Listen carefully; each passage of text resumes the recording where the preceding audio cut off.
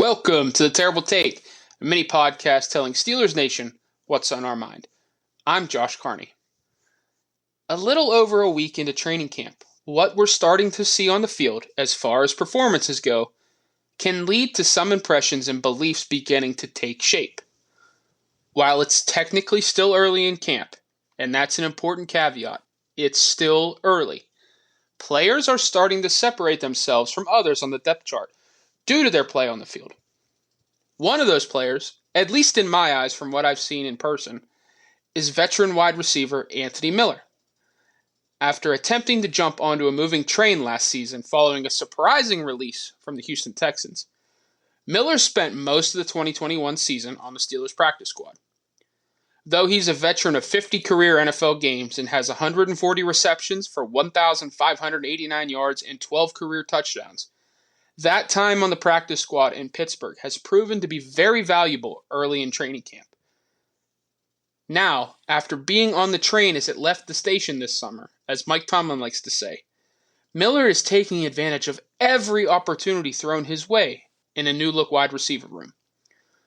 With Chase Claypool dealing with a shoulder injury and Deontay Johnson conducting a hold-in until Thursday morning, Miller has ascended into the discussion for a spot on the 53-man roster, passing someone like the likes of Miles Boykin so far, who was believed to have a strong shot at the roster due to his special teams ability.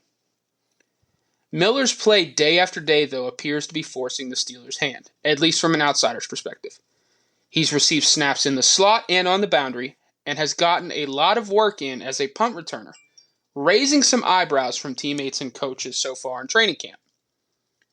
Having plenty of experience with quarterback Mitch Trubisky from their time together in Chicago has certainly helped Miller too, as that rapport and chemistry already exist and is showing in training camp. Though he still needs to perform in preseason action to solidify any potential spot or role on the 53-man roster, Miller has shown just how adept he is as a route runner and has flashed great hands throughout training camp, making plays seemingly every day in the passing game. After previously being left off of many 6 wide receiver lists for the Steelers' 53-man roster, assuming they keep 6 receivers, Miller is making a serious push for a roster spot and could provide the Steelers with impressive depth and playmaking abilities in 2022.